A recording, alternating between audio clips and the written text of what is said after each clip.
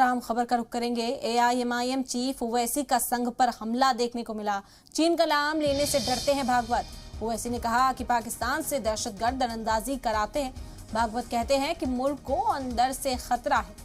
भागवत से सीखूं इस्लाम, मैं क्या करूं। असदुद्दीन ओवैसी ने एक बार फिर से आरएसएस पर निशाना साधा है। आपको बता दें कि मोहन भागवत के दिए गए बयान की बात सही है।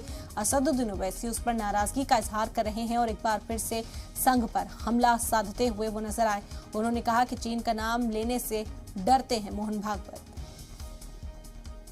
ने इंटरव्यू में कहा कि देश के बाहर कोई खतरा नहीं, अंदर खतरा है।